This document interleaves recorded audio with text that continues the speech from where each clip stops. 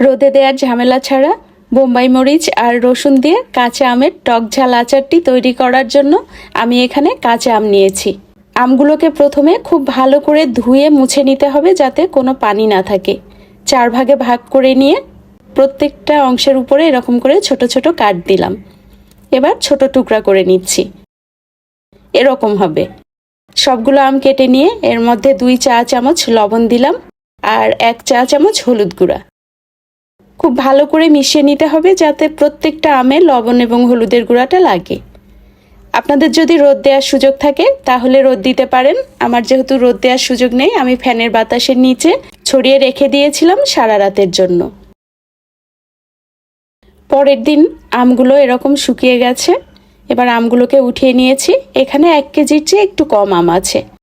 একটা ভেজা মশলা তৈরি করার জন্য 2 টেবিল চামচ হলুদ সরিষার সঙ্গে 1 টেবিল চামচ কালো সরিষা আর 2 টেবিল চামচ হোয়াইট ভিনেগার দিয়ে মিহি পেস্ট করে নিলাম।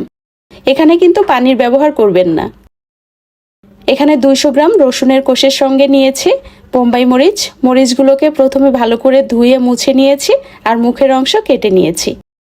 ভাজা মশলা তৈরি করার জন্য এখানে 1 টেবিল চামচ 5 ফোড়ন, 1 চা চামচ জিরা, 1 চা চামচ মৌরি আর 1.5 চা চামচ ধনিয়া দিয়েছি।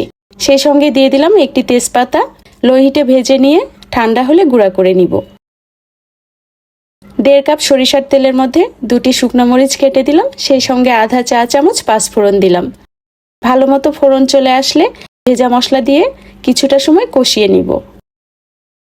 খুব সুন্দর রঙের জন্য দিয়ে দিলাম 1.5 টেবিল চামচ কাশ্মীরি মরিচের গুঁড়া। মশলাটা ভালো মতো কষানো হয়ে গেলে আমগুলোকে দিয়ে দিলাম। আচার তৈরির পুরোটা সময় আমি চুলার আঁচটাকে একেবারে লোয়ে রাখবো। যে মশলাগুলোকে ভেজে নিয়েছিলাম গুঁড়া করে অর্ধেকের বেশি দিয়ে দিলাম আর দিয়ে দিলাম 1 টেবিল চামচ চিনি স্বাদের ব্যালেন্সের জন্য। খুব ভালো করে মিশিয়ে লো হিটে আচারটাকে করে নিব। খুব বেশি নাড়াচাড়া করব না। আচারটা যখন 80% মতো সিদ্ধ হয়ে গেছে সেই পর্যায়ে রসুন আর বোম্বাই মরিচগুলো দিয়ে দিলাম। আচার যাতে দীর্ঘদিন ভালো থাকে সেজন্য দিয়ে দিলাম 3 টেবিল চামচ হোয়াইট ভিনেগার বা সাদা সিরকা।